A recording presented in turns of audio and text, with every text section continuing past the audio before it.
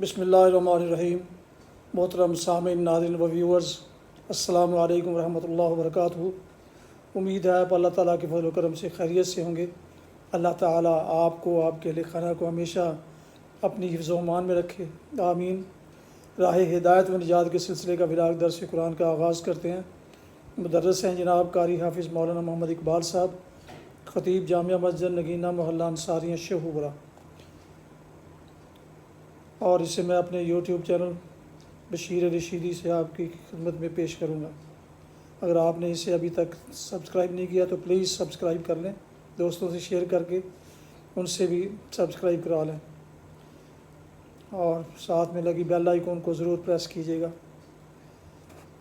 تاکہ آنے والے ایسے روحانی اور قرآنی ولاگ جو سراسر باعث خیر، باعث برکت اور باعث ثواب ہیں اور روزانہ کی بنیاد پر آپ کی خدمت میں پیش کیے جاتے ہیں، وہ آپ تک اور دوستوں تک باقاعدہ اور بروقت پہنچتے رہیں۔ شروع کرتے ہیں درس قرآن۔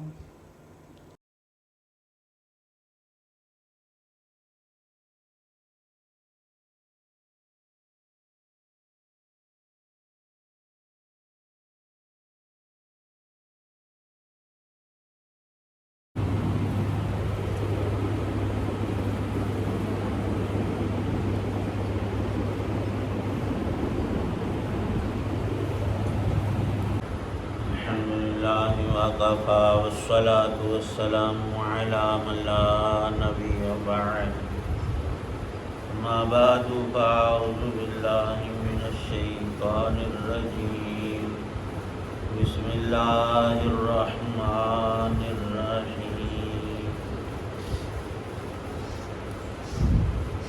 يا أيها الذين آمنوا إذا قيل لكم تفسحوا في المجالس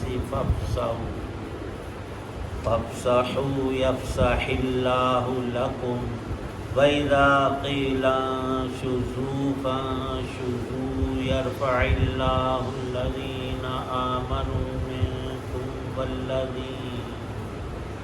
والذين أوتوا العلم درجات، والله بما تعملون خبير، صدق اللہ العظیم۔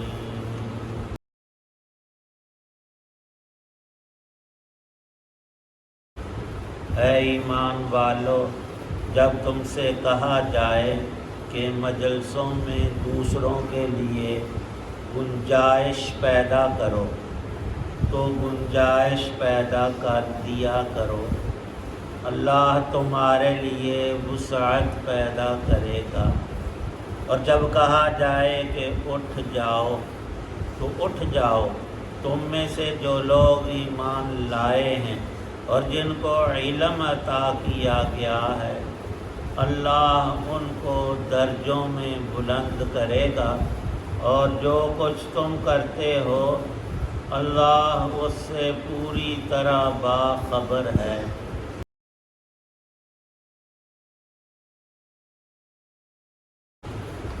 سورۃ المجادلہ کی آیت 11 ہے۔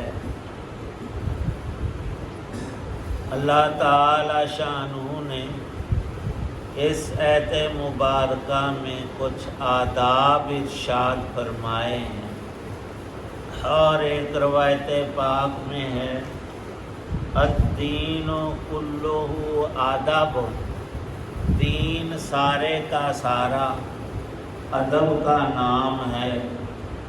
سب سے پہلے اور سب سے مقدم اور اہم تر اللہ تعالی شانہ کا ادب ہے، اور ہر وہ چیز جو باری تعالی شانہ کی طرف منسوب ہے اور جس درجے کی ہے اتنا ہی ادب اس کا زیادہ ہے۔ اللہ کے سب سچے رسولوں کا ادب تمام مخلوقات میں سب سے بڑھ کر ہے، اور جب بات ہے ہمارے اپنے نبی حضرت محمد صلی اللہ علیہ وسلم پر، جن کے ذریعے اللہ نے ہمیں ایمان بخشا ہے، تو ان کا ادب اللہ کے بعد سب سے زیادہ اللہ کے کلام کا ادب اور بادب با نصیب کسی نے ویسے نہیں کہا، یہ ایک حقیقت ہے۔ ادب کرنے والے والدین کا، اللہ کے دین اور دین والوں کا، اپنے سے بڑوں کا، اساتذہ کرام کا، بزرگوں کا ادب، اس میں اللہ تعالی شانہ نے نری خیر رکھی ہے، بڑی برکتیں ہیں، اور بے ادب بے نصیب رہا کرتے ہیں۔ آداب میں چند ایک کو اس آیت پاک کے اندر ذکر فرمایا ہے۔ مفسرین کرام نے شان نزول میں لکھا ہے کہ حضرت رسول پاک صلی اللہ تعالی علیہ وسلم نے اپنے گھر کے ساتھ ہی مسجد کے اندر ایک حصے میں ایک تھوڑی سی اونچی جگہ، پنجابی میں اس کو تھڑا بھی کہتے ہیں، چبوترا، وہ بیٹھنے کے لیے بنایا تھا۔ اپنے ہی بیٹھنے کے لیے نہیں، بلکہ وہاں آپ قرآن پاک کی تعلیم دیتے تھے، اکثر وہاں بیٹھتے تھے، اور اصحاب صفہ کا گویا کہ مسجد نبوی کے اندر یہ ایک جگہ قرآن پاک کی تعلیم کا یہ ایک ادارہ تھا۔ لیکن ہمارے ہاں تو ہر چیز الگ الگ ہوتی ہے، وہاں سادگی تھی، اور ابتداءً ایسا ہی ہوا کرتا ہے۔ مسجد نبوی کے ساتھ ہی نبی پاک صلی اللہ تعالی علیہ وسلم کا گھر، اور گھر کے سب بیویوں کا 9 بیک وقت موجود اور زندہ ہیں نبی پاک صلی اللہ علیہ وسلم کی بیویاں، جو ہم سب مسلمانوں کی مائیں ہیں۔ امہات المومنین کا ایک ایک کمرہ، اور ساتھ میں تھوڑا تھوڑا صحن۔ اور جب حضرت فاطمہ رضی اللہ عنہا کا نکاح کیا حضرت علی رضی اللہ تعالی عنہ سے، تو ساتھ میں ایک کمرہ اور مکان ان کا بھی بنایا۔ چونکہ خود حضرت علی رضی اللہ عنہ نبی پاک صلی اللہ علیہ وسلم کی کفالت میں تھے، چچا کے بیٹے تھے، اور شروع سے آپ کے گھر میں آپ کے ساتھ ہی رہا کرتے تھے۔ اب ان کا بھی مکان بنایا۔ یہ جہاں سے مکانات شروع ہوتے تھے، ساتھ ہی مسجد کے اندر وہ چبوترا تھا نہیں، اب بھی ہے اور تا قیامت رہے گا۔ اس کا نام ہے اصحاب صفہ کے بیٹھنے کی جگہ۔ نبی پاک صلی اللہ علیہ وسلم وہاں تشریف فرما تھے، بہت سے صحابہ، اور پیچھے گزرا کہ منافقین یا غیر مسلم یا یہودی بھی کسی کام سے یا بات سننے کے لیے کبھی آتے تھے، وہاں ہی بیٹھتے تھے۔ ایک دفعہ ہوا یہ کہ نبی پاک صلی اللہ علیہ وسلم وہاں تشریف فرما ہیں، اس چبوترے پر، صفہ والی جگہ پر، بہت سے صحابہ جمع ہوتے، وہ جو جگہ اونچی تھی وہ بھر گئی۔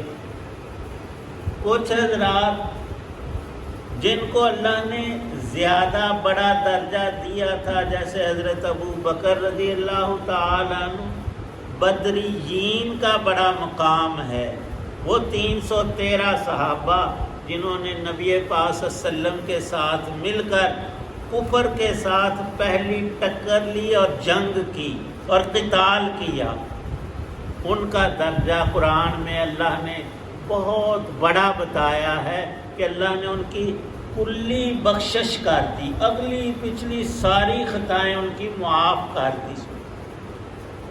ان بدریین میں سے کچھ بعد میں آئے، جگہ تو تھی نہیں، وہ جو اونچی جگہ تھی اس میں، تو وہ ارد گرد کھڑا ہونا شروع ہوئے۔ چند افراد جو تھے وہ بزرگ بھی تھے، درجے میں بڑے تھے، تو نبی پاک صلی اللہ علیہ وسلم نے چاہا کہ ان کو جگہ ملے۔ آپ کی چاہت کے ساتھ ہی یہ آیتیں بھی اتری جو آیت ابھی پڑھی گئی، سورۃ مجادلہ کی آیت 11۔ اللہ تعالی شانہ نے خود ہی آپ کی تمنا کو پورا کیا اور ارشاد فرمایا، یا ایھا الذین آمنوا اے ایمان والو تمہارا رب تم کو حکم دیتا ہے اذا قیل لکم تفسحوا، جب نبی علیہ الصلاۃ والسلام تمہیں یہ کہیں کہ اپنی مجلس میں وسعت پیدا کرو، بعد میں آنے والوں کو جگہ دو اور تم ساتھ ساتھ ذرا ہو جاؤ۔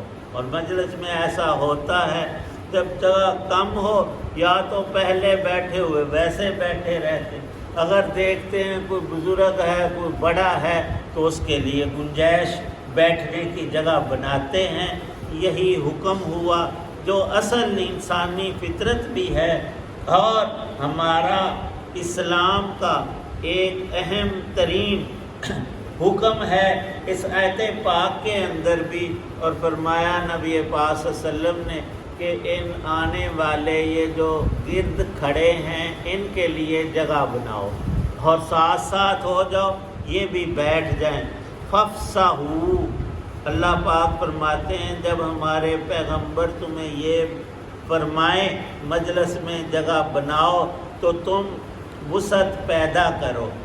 اللہ پاک نے عجیب اس کا نتیجہ ارشاد فرمایا کہ فافسحوا یفسح اللہ لکم، تم ان کے لیے وسعت کرتے ہو، اللہ پاک تمہیں دین دنیا کی وسعتیں عطا فرمائے۔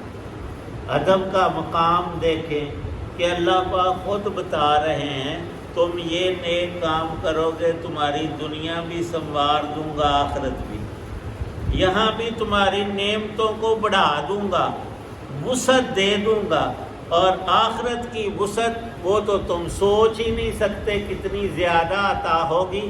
وَإِذَا قِيلَ انشُزُوا، اس سے اگلی بات بھی ارشاد فرمائی کہ اگر میرے محفل مجلس میں بڑا جو تمہارا ہے وہ کبھی بھی تمہیں حکم دے کہ فلاں بندہ چلا جائے یا چند افراد اٹھ کے چلے جاؤ، انہوں نے کوئی خاص مشورہ کرنا ہو یا جگہ بنانی ہو یا ان کی کسی بھی وجہ سے یہ رائے بنی ہو کہ کچھ لوگ چلے جائیں تاکہ باقی سے کچھ بات کی جائے یا معاملہ ہو، یا اپنی کچھ ہر انسان کو ضروریات ہوتی ہیں، نبی پاک صلی اللہ علیہ وسلم کبھی مجلس کو ختم کر کے نماز یا تلاوت یا تبلیغ وغیرہ کے امور انجام دیتے تھے۔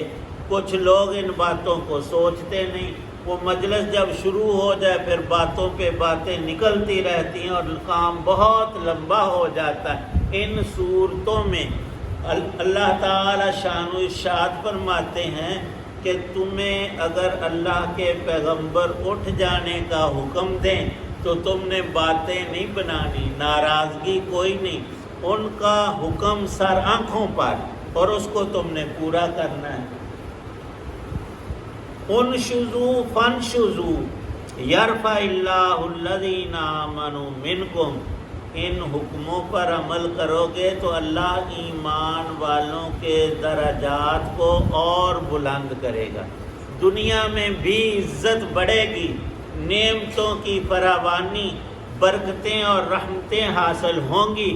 اور اصل معاملہ اس سے اگلا والذین اوتوا العلم درجات واللہ بما تعملون خبیر، جو اس علم کو حاصل کر کے عمل کریں گے اللہ کے حضور ان کے درجے بلند ہو جائیں گے، ان کا مقام اور مرتبہ بڑھ جائے گا، انہوں نے اللہ رسول کو خوش کیا ہے، ان کی کامل اطاعت کی ہے، اپنے نفس کو نیچا کیا، تواضع اختیار کی، اور ہر حکم جو ادھر سے ہو رہا ہے اس کو اپنے لیے خیر کا باعث سمجھا ہے۔ اللہ تعالی شان و ارشاد فرماتے ہیں اے مسلمانوں، یہ بظاہر تو تمہیں عام سی باتیں لگتی ہیں لیکن ان کو سنو گے، اختیار کرو گے تو تمہارا اس میں بڑا فائدہ اور نفع رکھا گیا ہے۔ واللہ بما تعملون خبیر، یہ خبر اس خبیر ذات کی ہے جو سب کچھ جاننے والا ہے، وہ ہے رب کائنات، رب العالمین۔ جب اس کے احکامات پر عمل کیا جائے اور اس کے پیغمبروں کی خوشنودی کو مد نظر رکھو گے تو پھر آخری نتیجہ یہی ہوتا ہے رضی اللہ عنہم، ان ایمان والوں سے اللہ راضی، اور جس پر اللہ راضی ہو جائے پھر سدا ہی راضی رہے گا، اور قیامت میں اور جنت میں پھر رضا کے علاوہ ان کو کچھ نہیں۔ رضی اللہ عنہم ورضوا عنہ، جب بندہ اپنے رب کو راضی کرتا ہے رب اس پر راضی ہو جاتے ہیں۔ اور سب سے آسان بات یہی ہے، انسان کو راضی کرنا بڑا مشکل ہے، رب کو راضی کرنا سب سے آسان ہے۔ واللہ بما تعملون خبیر۔ اللہ پاک عمل کی۔ الحمدللہ رب العالمین والصلاة والسلام علی رسولہ النبی الکریم۔ یا مقلب القلوب ثبت قلوبنا علی دینک، یا مصرف القلوب صرف قلوبنا علی طاعتک۔ اللہم انا نسألک علما نافعا ورزقا واسعا وشفاء من کل داء۔ رب ارحمہما کما ربیانی صغیرا۔ اللہم اجعل القرآن ربیع قلوبنا ونور صدورنا۔ اللہم اجرنا من النار وادخلنا الجنة الفردوس مع الابرار۔ ربنا تقبل منا انك انت السميع العليم وتب علينا انك انت التواب الرحيم۔ صلی اللہ تعالی علی خیر خلقہ محمد وعلی آلہ وصحابہ واہل بیتہ اجمعین، آمین برحمتہ۔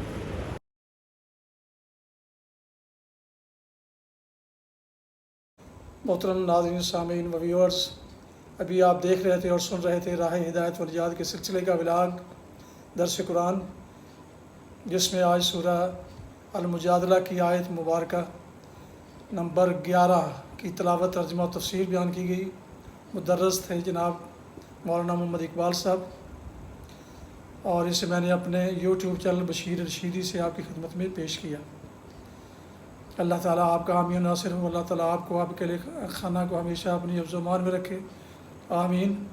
اپنا بہت خیال رکھیے گا، اپنی دعاؤں میں پیارے وطن، والدین، آباء و اجداد، اعزاء اقارب، دوستوں کے علاوہ اس ناچیز کو بھی ان میں شامل فرمائیں، تو انتہائی شکر گزار ہوں گا۔ آج کا ولاگ اس دعا پر ختم کرتے ہیں کہ آپ اور آپ کے اہل خانہ جہاں بھی رہیں خوش رہیں، آباد رہیں، شاداب رہیں، آمین۔ السلام علیکم ورحمۃ اللہ وبرکاتہ۔ پاکستان زندہ باد۔ اللہ حافظ۔